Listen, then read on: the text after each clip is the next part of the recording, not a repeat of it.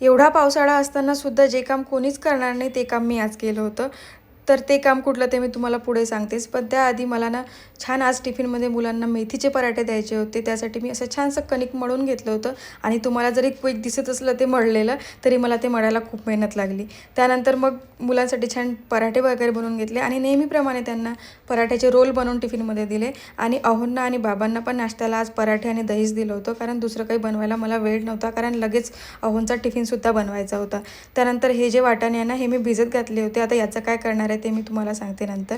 पण त्याआधी हे जे मी जास्तीचं काम करून ठेवलं होतं ते म्हणजे ब्लँकेट धुण्याचं. खरं तर सकाळी मला वातावरण थोडंसं मोकळं वाटलं, मी म्हटलं सुकून जाईल दुपारपर्यंत, म्हणून मी आज ब्लँकेट धुवायला घेतले होते. त्यानंतर ही जी कैरी आणली होती ना यातून असं काहीसं झाड निघालेलं, गुठळी आम्हाला निघाली होती आणि याला कोंबसुद्धा आतमध्येच आलेले होते. त्यामुळे आता नेक्स्ट झाड आमच्याकडे याच फळाचं लागणार आहे. त्यानंतर मुलांना स्कूलमधून घेऊन आले आणि तिकडला आल्यानंतर ना सगळ्यात आधी मी माझे ब्लँकेट जे वाळत घातले होते ते काढून घेतले, कारण बाहेर बरंच वातावरण असं ढगाळ झालं होतं आणि लगेच थोड्या वेळात थोडाफार पाऊससुद्धा यायला लागला होता. कोणी जर विचारलं की पावसाळ्या दिवसात ब्लँकेट्स कोण धुतं तर मी नक्की सांगेल की मी धुते म्हणून. त्यानंतर संध्याकाळच्या वेळेला ना मला बनवायची होती पावभाजी. त्यासाठीच मी इथे वाटाणेसुद्धा भिजत घातले होते, कारण यावेळी फ्रेश वाटाणे तरी मिळत नाहीत. त्यामुळे म्हटलं घरी जे वाटाणे आहेत तेच भिजत घालूया आणि त्याच्यामध्ये टाकूया, कारण माझ्याकडे फुलकोबीसुद्धा नव्हती.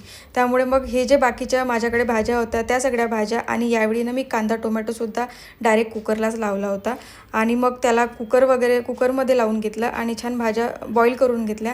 भाज्या बॉईल झाल्या आणि मग इथे छान बटरमध्ये फोडणी घालायला घेतली आणि आलं लसूण आणि हिरवी मिरची कोथिंबीरची पेस्ट करून यावेळी मी टाकली होती. त्यानंतर इथे कुकर छान झाला होता आणि भाज्या पण छान बॉईल झाल्या होत्या. त्यानंतर त्यामधलं पाणी काढून घेतलं आणि ज्या भाज्या होत्या त्यांना छान स्मॅश वगैरे करून घेतलं आणि आपले बेसिकचे मसाले टाकले आणि थोडासा रेडीमेड पावभाजी मसाला टाकून त्याच्यामध्ये ज्या स्मॅश केलेल्या भाज्या होत्या त्यासुद्धा टाकल्या आणि अशी खमंग फोडणी दिली होती आणि त्यानंतर पुन्हा एकदा स्मॅश करून घेतलं आणि छान अशी माझी पावभाजी रेडी होती. त्यानंतर पाव वगैरे छान भाजून घेतले आणि आरवला सगळ्यात आधी आज मी ताट रेडी करून दिलं होतं आणि त्याने टेस्ट केली. त्यानंतर मी सुद्धा टेस्ट केली आणि खरंच छान झाली होती. चला तर मग भेटूया पुन्हा. Bye bye.